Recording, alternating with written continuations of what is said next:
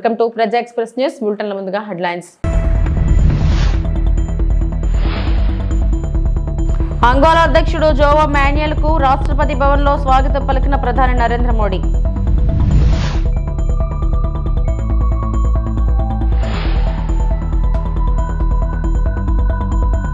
Assistant ఇంజనీర్లకు ధృవపత్రాల పంపిణీ తెలంగాణ గృహ నిర్మాణ శాఖ మంత్రి పొంగులేటి శ్రీనివాసరెడ్డి.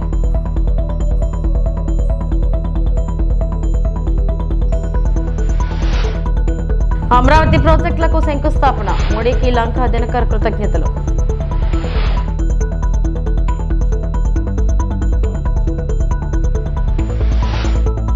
నాలుగు రోజుల భారత పర్యటన సందర్భంగా అంగోలా అధ్యక్షుడు జోవో మాన్యుయల్ గోంక్వాల్స్ లెరెంకోకు రాష్ట్రపతి ద్రౌపది ముర్ము ప్రధాని మంత్రి నరేంద్ర మోడీ శనివారం రాష్ట్రపతి భవన్ లో స్వాగతం పలికారు. భారత పర్యటన సందర్భంగా అంగోలా అధ్యక్షుడు జోవో మాన్యుయల్ లౌరెన్కోతో విదేశాంగ మంత్రి ఎస్ జైశంకర్ శనివారం సమావేశమయ్యారు.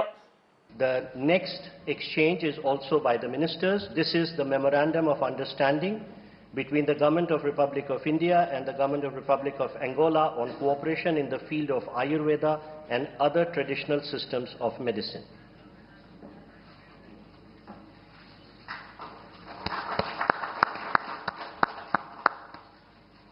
Thank you, ministers. Thank you, sir. Next, we have the exchange of the cooperation program between the Government of Republic of India and the Government of Republic of Angola in the domain of culture for the period 20. Pakistan పై పట్టణానికి కోపంతో ఉన్న ముస్లిం ప్రజాప్రతినిధులు పాకిస్తాన్ పై suicide bomb దాడి చేస్తానంటున్న కర్ణాటక కాంగ్రెస్ మంత్రి జమీర్ అహ్మద్. ఆ suicide bomb కూడా మోడీ అమిత్ షా కలిసి ఇవ్వాలన్న జమీర్. మా కాంగ్రెస్ పార్టీకి పాకిస్తాన్ తో సంబంధమే లేదని క్లారిటీ ఇచ్చిన కర్ణాటక మినిస్టర్ అహ్మద్. రెండు దేశాల మధ్య యుద్ధం వస్తే నేను రెడీగా ఉన్నా, ఇది జోక్ కాదు, సీరియస్ అన్న మంత్రి జమీర్ అహ్మద్. ಮುಂಚೆ ನಾನು ಹೇಳ್ತಾ ಇದ್ದೆ, ಭಾಳ ಸತಿ ಹೇಳ್ತೀನಿ ನಾನು, we are Indians, we are Hindustani. ನಮಗೂ ಪಾಕಿಸ್ತಾನಕ್ಕೆ ಸಂಬಂಧ ಇಲ್ಲ, ನಮಗೂ ಪಾಕಿಸ್ತಾನಿಗೆ ಯಾವ ಸಂಬಂಧನೂ ಇಲ್ಲ. ಯುದ್ಧ ಮಾಡಬೇಕಂದ್ರೆ ರೆಡಿ. ಅದಕ್ಕೆ ನನಗೆ ಅದೇ ಮಂತ್ರಿಯಾಗಿ ನಾನು ಕಳಿಸ್ತಾರಂದ್ರೆ ಹೇಳಿ ನಾನು ಹೋಗಲು ಸಿದ್ಧ. ನಾನೇ ಹೋಗ್ತೀನಿ ಅಲ್ಲಿ ಯುದ್ಧ ಮಾಡಬೇಕು ದೇಶಕ್ಕೋಸ್ಕರ. ನಡೀರಿ ಹೋಗ್ಬಿಡುವ, ನಾನು ಹೋಗ್ತೀನಿ ರೀ. ಬೇಕಾದರೆ ಸುಸೈಡ್ ಬ್ಯಾಗ್ ಹಾಕ್ತೀನಿ ನಾನು. ಓಪನ್ ನಾನು ಹೇಳ್ತಲ್ಲ ಕೇಳಿಲಿ, ನಾನು ತಮಾಷೆಗೆ ನಾನು ಜೋಶಲ್ಲಿ ಹೇಳ್ತಾ ಇಲ್ಲ. ಈ ದೇಶಕ್ಕೋಸ್ಕರ ನನ್ನ ಗತಿ ಇದ್ರೆ ಸುಸೈಡ್ ಬ್ಯಾಂಕ್ ನರೇಂದ್ರ ಮೋದಿ ಅವರು ಅಮಿತ್ ಶಾ ಕೊಳ್ಳಿ, ಅಲ್ಲ ಮೇಲೆ ಆಣೆ, ದೇವ್ರ ಮೇಲೆ ಆಣೆ ಕಟ್ಕೊಂಡು ನಾನು ಪಾಕಿಸ್ತಾನ ಹೋಗ್ತೀನಿ. తెలంగాణ ఇంద్రమ్మ ఇళ్లలో ఎలాంటి అవకతవకలకు తావు లేకుండా అత్యాధునిక ఏఐ సాంకేతికతను ఉపయోగిస్తున్నట్లు గృహ నిర్మాణ శాఖ మంత్రి పొంగులేటి శ్రీనివాసరెడ్డి తెలిపారు. హైదరాబాద్ గచ్చిబౌలిలోని న్యాక్ లో శిక్షణ పూర్తి చేసుకున్న 390 మంది అసిస్టెంట్ ఇంజనీర్లకు మంత్రి చేతుల మీదుగా ధృవపత్రాలు పంపిణీ చేశారు. రిజిస్ట్రేషన్ల శాఖలో పదోన్నతి పొందిన వారికి ఆర్డర్ కాపీలు అందించారు. ఇంద్రమ్మ ఇళ్ల నిర్మాణంలో ఎక్కడా తప్పు జరగకుండా చూసే బాధ్యత అసిస్టెంట్ ఇంజనీర్లదని పొంగులేటి స్పష్టం చేశారు. మనం 4 steps తో పేమెంట్ ఇస్తాం. ప్రాపర్ గా మీ ప్రతి మూమెంట్ ని కూడా ట్రాక్ చేసే, ప్రతి ఇంటిని ట్రాక్ చేసే, ఎక్కడ ఆ రాడార్ లో మిస్ కాకుండా ఏఐని ఫుల్ ఫ్లెడ్జ్ లో ఎస్టాబ్లిష్ చేసి పెట్టుకున్నాం. ఇప్పుడు ఉన్న టెక్నాలజీ, లేటెస్ట్ టెక్నాలజీని పర్ఫెక్ట్ గా వాడుతున్నాం. ఈ పర్ఫెక్ట్ గా వాడే దాంట్లో గ్రౌండ్ దగ్గర నుంచి మొదలెట్టి ఇంటి మనం సెలక్షన్ ఇచ్చిన దగ్గర నుంచి మీకు టాస్క్ స్టార్ట్ అయ్యేది ఫస్ట్ పర్ఫెక్ట్ గా ఏఐ సిస్టమ్ లో మీరు మళ్ళీ అప్లోడ్ చేసిన తర్వాత ప్రతి మండే నాడు పేమెంట్ చేసే సిస్టాన్ని అడాప్ట్ చేస్తున్నాం. Weekly once payment. ఈ మండేకి డిఫరెన్స్తో ఎక్కడా కూడా ఒక్కటి కూడా ఎంత మీకు ప్రెజర్ ఎవరు పెట్టినా, మంత్రిగా నేను ఫోన్ చేసినా ఆ వర్క్ కంప్లీట్ కాకుండా మీరు ఎక్కడ కూడా అప్లోడ్ చేయొద్దు. మీరు చేసిన ర్యాండమ్గా హెడ్ ఆఫీస్లోనో నా ఛాంబర్లోనో వెరిఫికేషన్ చేసుకుంటాం. పేమెంట్కి బిఫోర్ పేమెంట్ చేసేటప్పుడు కనుక అన్కంప్లీటెడ్ మీరు రికమెండ్ చేసినా అది బ్లింక్ అవుతుంది మా దగ్గర ఏఐలో. మీరు రికమెండ్ చేసిన స్టేజీ. ముఖ్యమంత్రి చంద్రబాబు విధానాలతో ఏపీ తీవ్రంగా నష్టపోతుందన్నారు మాజీ మంత్రి అంబటి రాంబాబు. అమరావతి అంతా భ్రమరావతి అని ప్రజలు గమనిస్తున్నారని చెప్పుకొచ్చారు. 2014-19 మధ్య అమరావతిలో ఏం నిర్మించారు, ఇప్పుడు 3 ఏళ్లలో ఎలా పూర్తి చేస్తారు అని ప్రశ్నించారు. విభజన హామీలు అడగరు కానీ వరల్డ్ క్లాస్ క్యాపిటల్ నిర్మిస్తారా అంటూ మండిపడ్డారు. మాజీ మంత్రి అంబటి రాంబాబు తాజాగా మీడియాతో మాట్లాడుతూ చంద్రబాబు జిమ్మికులను ప్రజలు అర్థం చేసుకోవాలి. గతంలో ప్రధాని మోడీ మట్టి నీరు తీసుకొచ్చి మా ముఖాన కొట్టారని చంద్రబాబు అనలేదా? మోడీ పాచిపోయిన లడ్డూలు ఇచ్చారని గతంలో పవన్ విమర్శించలేదా? మోడీ చంద్రబాబు పరస్పర అవసరాల కోసం రాజధానిని వాడుకుంటున్నారు. అమరావతి నిర్మాణం పేరుతో దోపిడీకి పాల్పడుతున్నారు. విభజన హామీలు అడగరు కానీ వరల్డ్ క్లాస్ క్యాపిటల్ నిర్మిస్తారంట. ఒకరిని ఒకరు పొగుడుకోవడానికే సభ నిర్వహించినట్టుంది. పునఃప్రారంభం మళ్ళా పునఃప్రారంభం తప్ప ఒక అంతం లేని కథలాగా కొనసాగుతుందనేటువంటి భావన రాష్ట్ర ప్రజానీకానికి కలిగిందని ఈ సందర్భంగా నేను చెప్పదలుచుకున్నాను. నిజంగా 2014లో విడిపోయినటువంటి రాష్ట్రానికి నారా చంద్రబాబు నాయుడు గారు ముఖ్యమంత్రిగా ప్రమాణ స్వీకారం చేసిన తర్వాత రాజధాని లేనటువంటి రాష్ట్రానికి అమరావతిని రాజధానిగా నిర్ణయించుకొని 33,000 ఎకరాలు రైతుల దగ్గర నుంచి సమీకరించి ఆ ప్రాంతంలో ఉన్నటువంటి ప్రభుత్వ భూమితో కలిపి సుమారుగా 53,000 ఎకరాలను తీసుకొని అమరావతి నిర్మాణం చేస్తామని ఆ రోజు ప్రకటించారు. 5 సంవత్సరాల్లో చంద్రబాబు నాయుడు గారు అమరావతి నిర్మించడంలో శరవేగంగా ముందు కదిలామని చెప్పారు. అద్భుతమైన నగరాన్ని సృష్టిస్తున్నామని చెప్పారు. కానీ 5 సంవత్సరాల తరువాత అద్భుతమైన నగరం పత్రికల్లోనూ వీడియోలోనూ కనిపించింది కానీ అక్కడ మాత్రం కనిపించలేదు. It's a failure. 5 సంవత్సరాల్లో అమరావతి నిర్మాణంలో చంద్రబాబు నాయుడు గారు అట్టర్ ఫెయిల్యూర్ అయ్యారనేది జగమెరిగిన సత్యం. చంద్రబాబు నాయుడు గారు ఏం చెప్పారంటే ఈ 5 సంవత్సరాల్లో 48,000 కోట్ల రూపాయలు ఖర్చు పెడతానని చెప్పారు. 48,000 కోట్ల రూపాయలు ఖర్చు పెడతామని చెప్పారు. 41,170 కోట్లు టెండర్లు పిలిచారు. విన్నారు కదా, 48,000 కోట్లు ఖర్చు పెడతామన్నారు. 41,000 కోట్ల రూపాయలు పైచిలకు టెండర్లు పిలిచారు. ఖర్చు పెట్టింది ఎంత అంటే 5,587.28 కోట్ల రూపాయలు ఖర్చు పెట్టారు. చెప్పిందేంటి చేసిందేంటి చూస్తే మనకు అర్థమవుతుంది. 5 సంవత్సరాల్లో అట్టర్ ఫెయిల్యూర్ అయ్యి అమరావతి అనేది ఒక భ్రమరావతిగా చిత్రీకరించి చిత్తుగా ఓడిపోయినటువంటి సందర్భాన్ని ఇక్కడ గుర్తు చేసుకోవాల్సినటువంటి అవసరం ఉన్నది. ఇక్కడ ఒక విషయాన్ని నేను చెప్పదలుచుకున్నాను.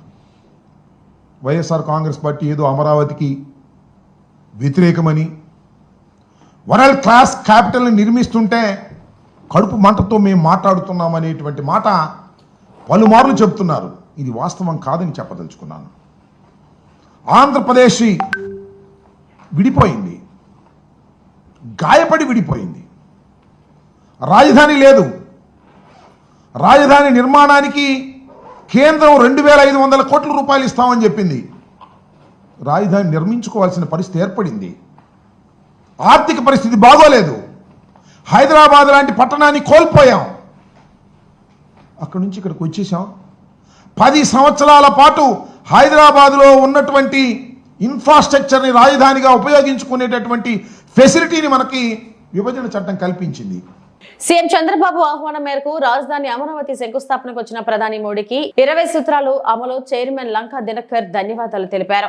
ప్రధాని మోడీ 50,000 కోట్లకు పైగా విలువైన జాతీయ రహదారులు, రైల్వే ప్రాజెక్టులకు శంకుస్థాపన చేయడంపై రాష్ట్ర ప్రజల తరపున కృతజ్ఞతలు తెలియజేశారు.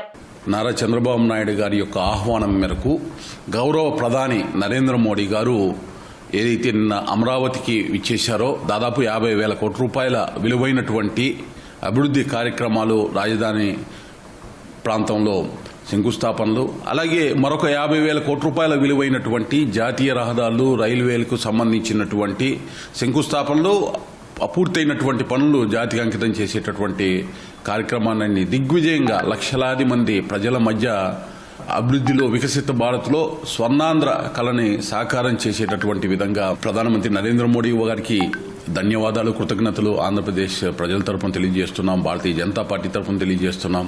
దేశంలో ఉగ్రవాదుల దాడుల వల్ల 28 మంది ప్రజలు తనువు చాలించారో వారికి బాసటగా నిలిచేటటువంటి విధంగా ముఖ్యమంత్రి చంద్రబాబు నాయుడు గారు, ఉప ముఖ్యమంత్రి పవన్ కళ్యాణ్ గారు, విద్యాశాఖ మంత్రి లోకేష్ గారు ఒక సంఘీభావాన్ని తెలియజేయటమే కాకుండా ప్రధానమంత్రి గారికి మద్దతుగా నిలిచినటువంటి విధానం, వారందరికీ కూడా ధన్యవాదాలు తెలియజేయాల్సినటువంటి అవసరం ఉంది. తిరుమల శ్రీవారిని ప్రముఖ సినీ గాయని ఉషా దర్శించుకున్నారు. శనివారం ఉదయం వీఐపీ విరామ సమయంలో కుటుంబ సభ్యులతో కలిసి స్వామివారి సేవలో పాల్గొని మొక్కులు చెల్లించుకున్నారు. దర్శనం అనంతరం రంగనాయకుల మండపంలో వేద పండితులు వేదాశీర్వచనం అందించగా ఆలయ అధికారులు స్వామివారి తీర్థ ప్రసాదాలను అందజేసి పట్టు వస్త్రంతో సత్కరించారు. ఆలయం వెలుపల ఉషా మీడియాతో మాట్లాడుతూ శ్రీవారి భక్తి గీతాన్ని ఆలపించి అలరించారు. స్వామివారిని దర్శన భాగ్యం కలగాలి అంటే చాలా అదృష్టం ఉండాలని తెలిపారు. ఆ దేవదేవుడు కరుణిస్తే తప్ప దర్శన భాగ్యం కలుగుతుందని అన్నారు. స్వామివారిని దర్శించుకోవడం చాలా అదృష్టంగా భావిస్తున్నానని తెలియజేశారు. వాయిస్ ఆఫ్ ఉషా అనే ఛానల్ ప్రారంభించినట్లు చెప్పారు. ఐకా రికార్డ్ లేబుల్ అనే రికార్డింగ్స్ ప్రారంభిస్తున్నట్లు తెలిపారు. కారు షికారు అనే ఇంటర్వ్యూ కూడా ప్లాన్ చేస్తున్నానని అన్నారు. ఇక పాడ్కాస్ట్ ఛానల్ సైతం ప్రారంభించినట్లు ఆమె వెల్లడించారు.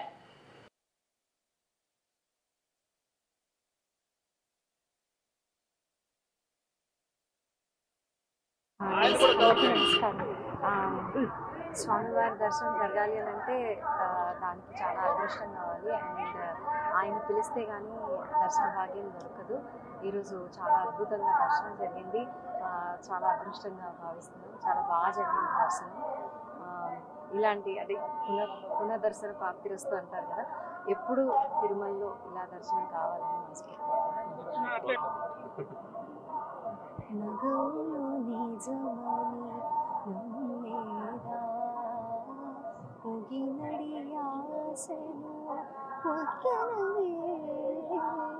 నగవులు నిజమని నమ్మేదా పొగినడి ఆశను పొద్దనవే. నగవులు నిజమని నమ్మేదా.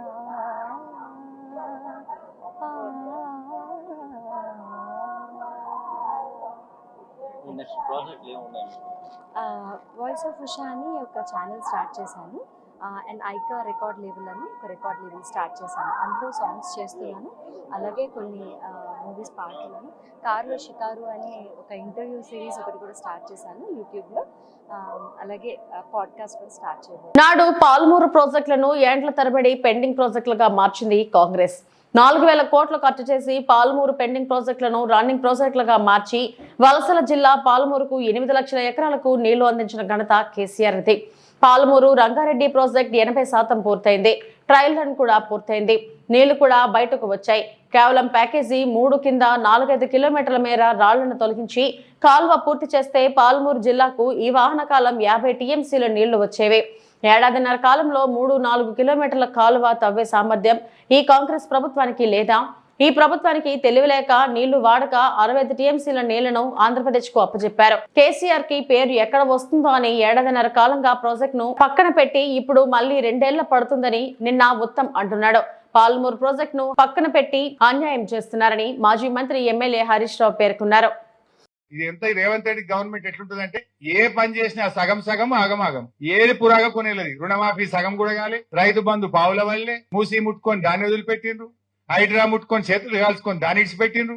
ఏది చూసినా సగం సగం ఆగమాగం. ఈ చంద్రబాబు రాజశేఖర రెడ్డి పుణ్యం దశాబ్దాల తరబడి పాలమూరు జిల్లాలో ప్రాజెక్టులు పేరు మారిపోయింది. దాని ఎవడు కల్వకుర్తి, నెట్టంపాడు, భీమా, కోయిల్ సాగర్ అంటలేరుగా.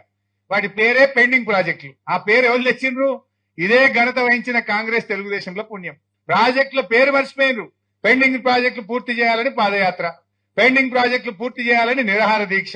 ఈ ఎన్నికల్లో మేము గెలిస్తే పెండింగ్ ప్రాజెక్టులు పూర్తి చేస్తామనే కాడికి వచ్చింది కథ. ఆ పెండింగ్ ప్రాజెక్టులను నిరంజన్ అన్న ప్లానింగ్ బోర్డు వైస్ చైర్మన్ గా, లక్ష్మారెడ్డి గారు మంత్రిగా, నేను నీటిపారుదల మంత్రిగా ప్రాజెక్టు సైట్ల దగ్గర నేల మీద జంప్కాన్ వేసుకొని పండుకున్నాం. మేము ఆడ పనిచేసినాం.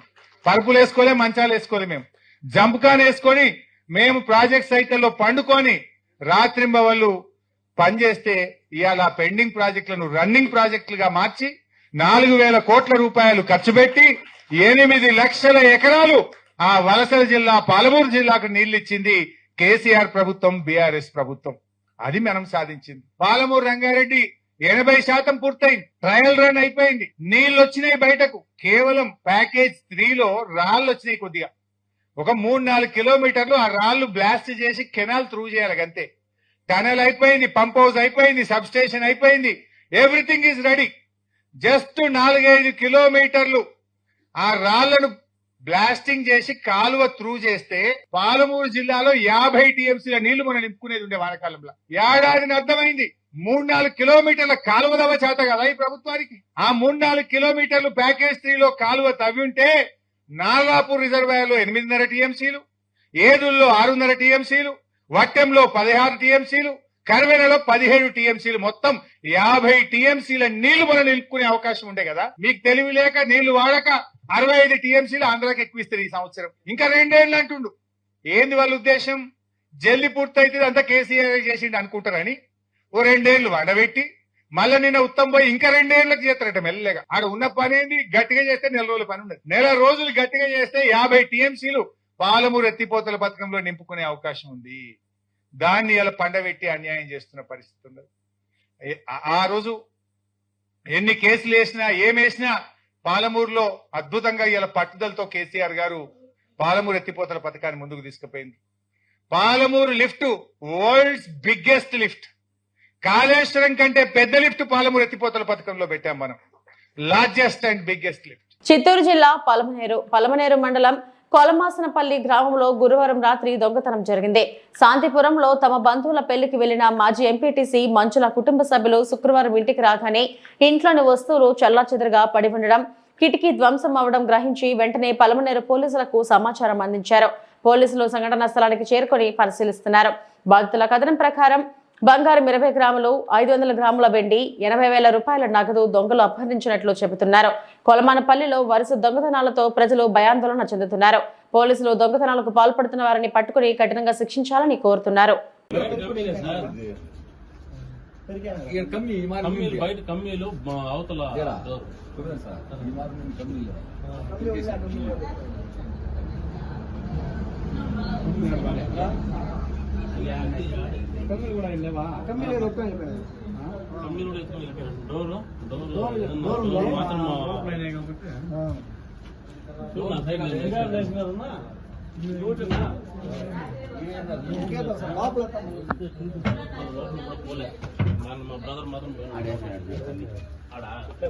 బీగాలు తీసి లోపలికి ఎంటర్ అయ్యే కొందకి బ్యూరో మొత్తం ఓపెన్ చేసి చాలా చెదురైపోయింది.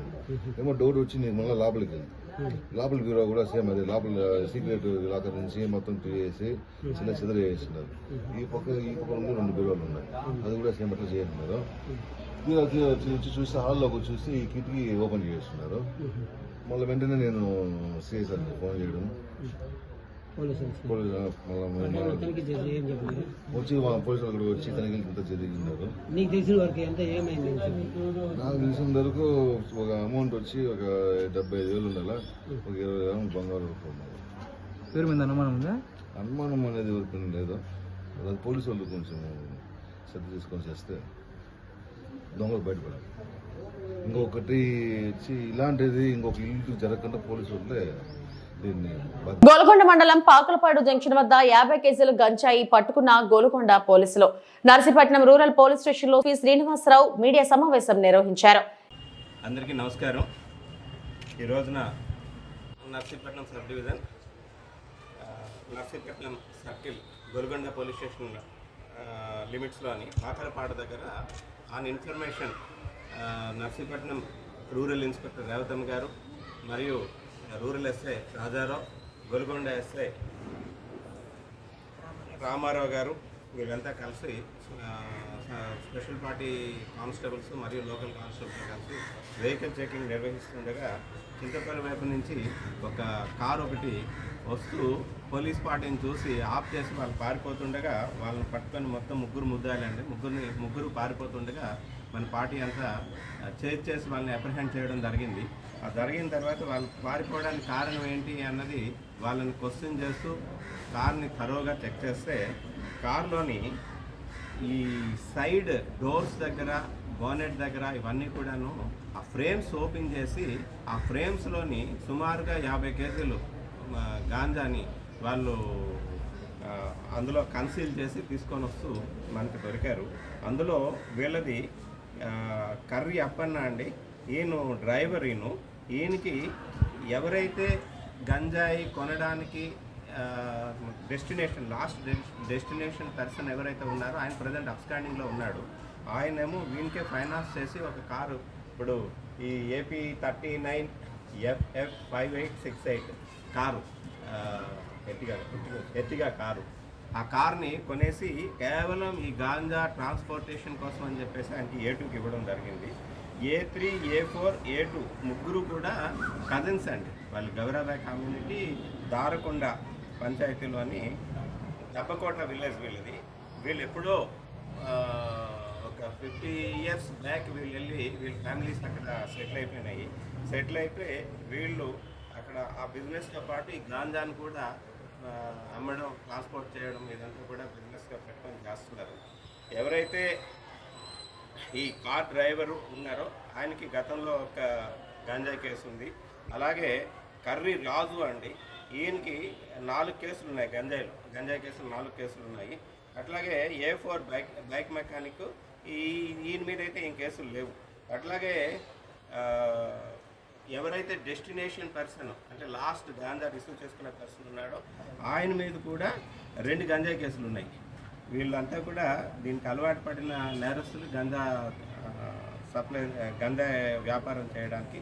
వీళ్ళందరినీ కూడా చాకచక్యంగా మన సిబ్బంది అంతా కూడా చాలా చాకచక్యంగా వ్యవహరించి దీన్ని సీజ్ చేయడం జరిగింది, గంజాని పట్టుకోవడం జరిగింది. వీళ్ళ మీద చాలా కేసులు ఉన్నాయి కాబట్టి ఫైనాన్షియల్ ఇన్వెస్టిగేషన్ కూడా చేసి వీళ్ళ తాలూకు ఆస్తులు ఏమున్నాయి ఏంటి అన్నదంతా కూడా మేము చేయడం జరుగుతుంది. ఆల్రెడీ PD యాక్ట్ కూడా వీళ్ళ మీద పెట్టడానికి ప్రపోజ్ చేస్తున్నారు. వీళ్ళని ఈ టీంని మన ఎస్పీ గారు, అనకాపల్లి జిల్లా ఎస్పీ గారు తుహిన్ సింగ్ IPS గారు అభినందించడం జరిగింది. రేపు క్రైమ్ మీటింగ్లో వాళ్ళకి రివార్డ్స్ ఇవ్వడం జరుగుతుంది. నేను కూడా వీళ్ళందరినీ కూడా ఎంటైర్ టీం అంతా కూడాను అప్రిషియేట్ చేస్తున్నాను. 2,50,000 అండి మన దగ్గర అయితే.